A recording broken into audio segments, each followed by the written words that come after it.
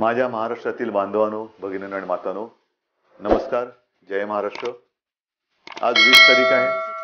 मी कालच आपल्या भेटीला आलो होतो आणि कालच्या भेटीत मी सांगितलं होतं 21, 25, 30 दिवस मोजण्यात काय अर्थ नाही.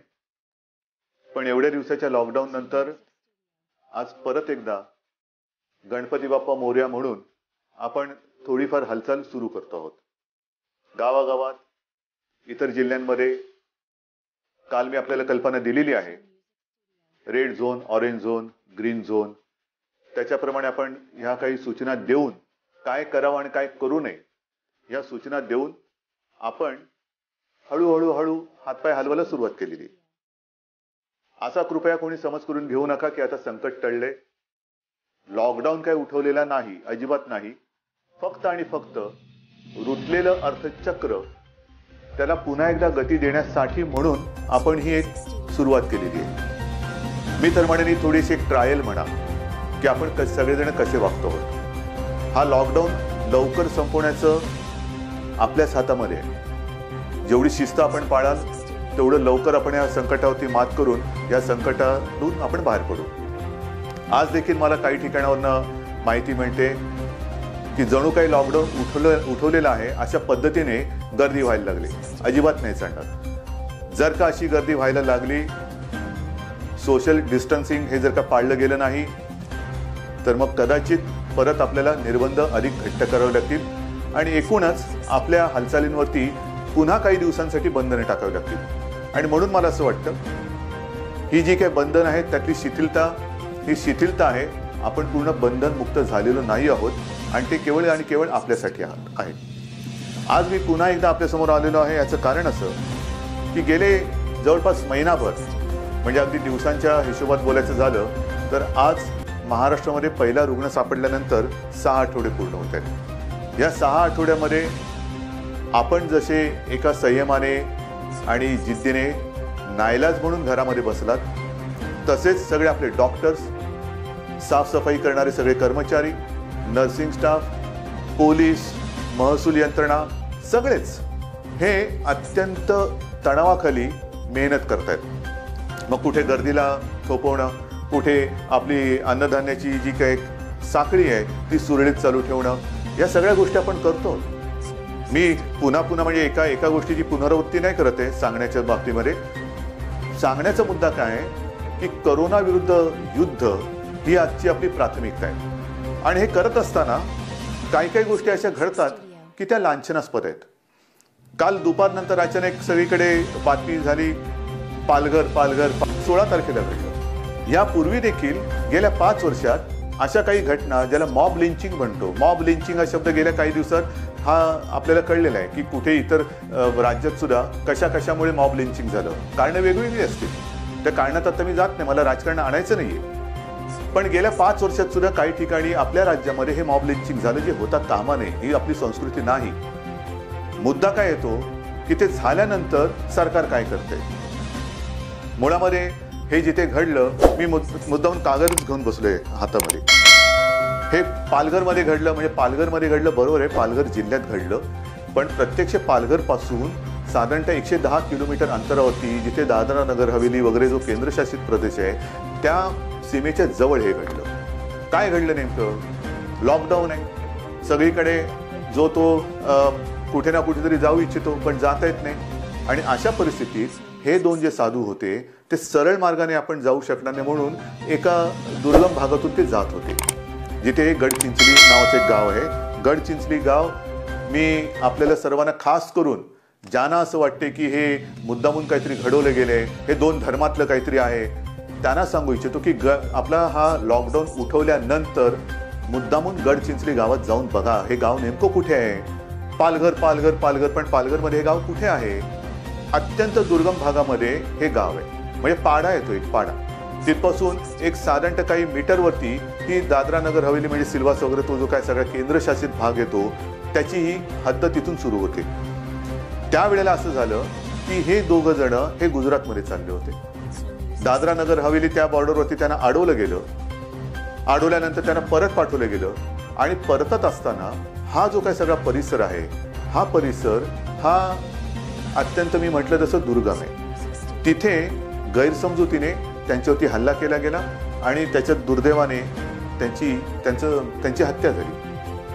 पण हा जो परिसर आहे, मग आता मला ह्याच्यात दुसरं कोणत्याही नाही, पण समजा या काळामध्ये आपण सगळ्यांनीच जर का माणुसकी पाळली, अगदी दादरा नगर हवेली जिथे त्यांना अडवलं गेलं तिथे त्यांना अडवून रात्रभर ठेवून दुसऱ्या दिवशी जर का महाराष्ट्र सरकारकडे चौकशी केली गेली असती किंवा रीतसर सरकारच्या ताब्यात त्यांना दिलं गेलं असतं तर त्यांच्यावरती ही पाळी आली नसती. पण केंद्रशासित प्रदेशात सुद्धा त्यांना प्रवेश नाकारला गेला, तिथून त्यांना परत पाठवलं गेलं आणि परतत असताना तो जो परिसर आहे, मग त्याची सीमा ठीक आहे, महाराष्ट्राची सीमा आहे, त्या केंद्रशासित प्रदेशाची सीमा आहे, त्या परिसरात गेले काही दिवस अशी एक अफवा आहे की इथे चोर फिरत आहेत. आणि मुद्दामून आपल्याला सांगतो की हे गडचिंचले जे गाव आहे त्या गावात महाराष्ट्रातून जायला यायला तसा नीटचा रस्ता नाहीये. हे दुर्दैव आहे, हे मान्य करायला पाहिजे आपण. म्हणजे आपल्या पोलिसांना सुद्धा तिथे जर का नीट रस्त्याने जायचं असेल तर दादरा नगर हवेली तिथून यावं लागतं. आणि त्यावेळेला तिथे येत असताना पोलिसांच्या गाडीवरती पलीकडच्या भागात, म्हणजे आपल्या हद्दीत नाही, पलीकडच्या भागात त्या गाडीवरती सुद्धा हल्ला झाला होता. एकूण काय की ही जेव्हा घटना घडली तेव्हा पोलिसांच्या समोर पोलिसांवरती सुद्धा हल्ला झाला, त्या 2 साधूंवरती सुद्धा हल्ला झाला, त्यांच्या ड्रायव्हरला सुद्धा अत्यंत निर्गुणपणाने मारलं. मग काय झालं? साधूंची हत्या. क्यों आप चुप बैठे हो? चुप बीप कोई बैठा नाहीये. ही जेव्हा घटना घडली रात्री 12-12:30 वाजता, म्हणजे आपण एक 8-10 दिवसापूर्वी सगळ्यांनी ब्लॅकआउट केला होता. मोदीजींनी सांगितलं की ब्लॅकआउट करा आणि त्या मेणबत्त्या आणि पणत्या हे करा. कसा काळोख झाला होता? शहरामध्ये आपण रात्रीचे डोळे मिटले तरी कदाचित आपल्याला दिसू शकतो एवढा साधारणतः उजेड असतो. पण या निर्जन आणि दुर्गम परिसरात अगदी किट्ट काळोखामध्ये हे सगळं घडत असताना रात्री 12:30 वाजता आपले तिथले एसपी तिथे पोहोचले, पोलिसांना सोबत घेऊन गेले, ताबडतोब बंदोबस्ताचे पोलीस तिकडे लागले आणि पहाटे 5 वाजल्यापासून काळोखामध्ये तिथल्या जंगलात आरोपींचा शोध सुरू केला गेला. 16 तारखेला रात्री घडलं, 17 तारखेला जवळपास 100च्या आसपास, 100पेक्षा जास्त हे आरोपी पकडले गेले, जे आज तुरुंगात आहेत. जाऊन बघू शकता. त्यांना 18 तारखेला कोर्टात हजर केल्यानंतर 30 तारखेपर्यंत पोलीस कोठडी त्यांना मिळालेली आहे. मुख्य म्हणजे ह्यातले 5 जे मुख्य आरोपी आहेत ते आज तुरुंगात आहेत. पुलिस क्या कर रही है, सरकार क्या कर रही है?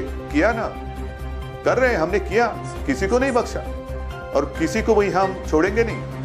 वो इसमें मैं सिर्फ कहना चाहता हूं कि जो भी लोग इसमें आग लगाने की कोशिश कर रहे हैं, आग ना लगाए. ये कोई मजहब की बात नहीं है, सिर्फ गलतफहमी जो हुई इस कारण इनकी हत्या हुई, लेकिन इसके बावजूद हम किसी को भी छोड़ने वाले नहीं. याच्यात मी जात पात धर्म बघत नाही. एक तर तिथल्या 2 पोलिसांना आपण तत्काळ सस्पेंड केलेलं आहे आणि अतुल कुलकर्णी हे जे आपले एक चांगला अधिकारी आपला डीजी CID क्राईम, त्यांना त्यांच्या एका नेतृत्वाखाली शोध करायला आपण सांगितलेले आहे. एक तर हा सगळा शोधच CID क्राईमकडे आपण दिलेला आहे. हे सगळं आपण करतो आहोत आणि गेले काही दिवस तिकडे याची हवा चाललेली आहे की इकडे चोर फिरतात रात्रीचे. याच्यामध्ये पुन्हा एकदा सांगतो की कोणतेही धार्मिक कारण नाही. कोणी तिकडे धर्मामध्ये आग लावण्याचं कारण शोधू नये.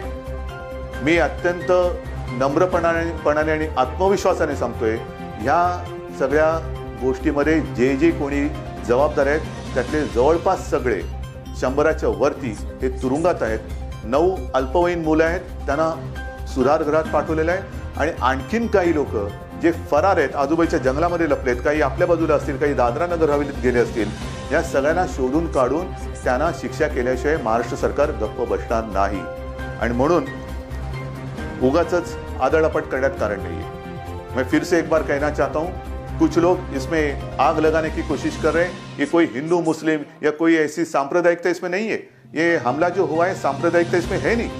ये दुर्भाग्य की बात है, गलतफहमी के शिकार हुए हैं, जो बहुत ही निंदनीय बात है.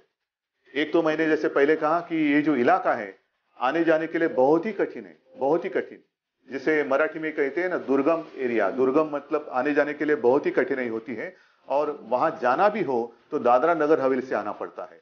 उस रात जिस वक्त ये घटना हुई, ये जो साधु थे वो जाना चाहते थे गुजरात, उनको रोका गया। दादरा नगर हवेली जो सिलवासा वगैरह केंद्र शासित प्रदेश है, वहां सीमा पर उनको रोका गया, वहां से उनको लौटाया गया। अब ये कोई चर्चा की बात नहीं हो सकती, अगर मगर में कोई मतलब नहीं है। अगर वहां पर उनको रोका जाता और दूसरे दिन सुबह महाराष्ट्र सरकार के साथ कोई सलाह मशवरा करके इनके बारे में निर्णय हो सकता था, लेकिन हुआ नहीं, दुर्भाग्य की बात है। लेकिन मैं आपको वचन देता हूं, इसमें कोई भी सांप्रदायिक बात है नहीं। 100 से भी ज्यादा लोगों को हमने गिरफ्तार किया है, जिनको 30 अप्रैल तक पुलिस कस्टडी मिली है, पुलिस की हिरासत में है। इसमें 5 जो इनके मुखिया थे वो भी आज कस्टडी में है, और 100-150 जितने भी हो, जो भी लोग इसमें शामिल होने की संभावना है, उनकी तलाश जारी है। और फिर से मैं एक बात कहता हूं कि जो भी लोग इसमें गलतफहमी फैलाने की कोशिश करेंगे, कृपा कर ऐसा मत करें। मेरी बात अमित शाह जी से भी हुई है, सुबह उनका फोन था, कल योगी जी का भी फोन था, और उनको भी मैंने सारी बात समझाई है। अमित भाई ने भी, उनको भी पता है कि यहाँ कोई अगल बगल में ऐसी कोई दूसरे संप्रदाय या मजहब के लोग रहते नहीं है, तो इसमें सांप्रदायिकता की बात है ही नाही, ह्याच्यामध्ये धर्मांधता नाही आहे।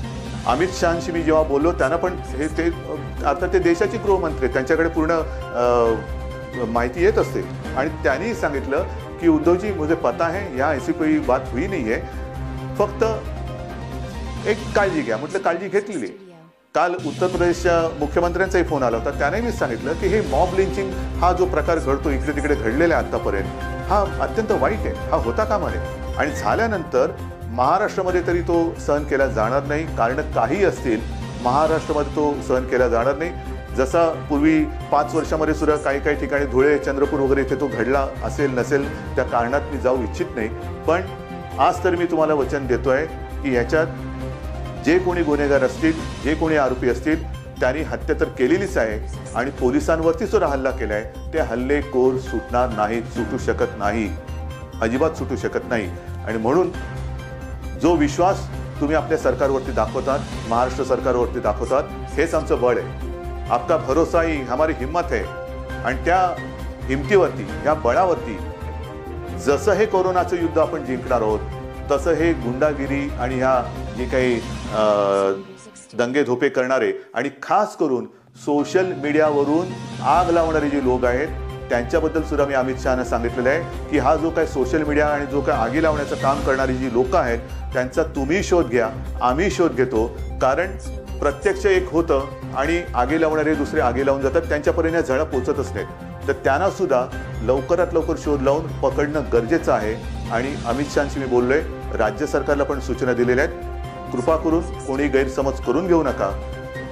जे कोणी याच्यात गुन्हेगार आहेत, आरोपी आहेत, ते आपल्या तुरुंगात आहेत, त्यांच्यावरती आरोप सिद्ध झाल्यानंतर त्यांना कडक शिक्षाही होणारच, कोणी याच्यातून सुटणार नाही। धन्यवाद। जय हिंद, जय महाराष्ट्र।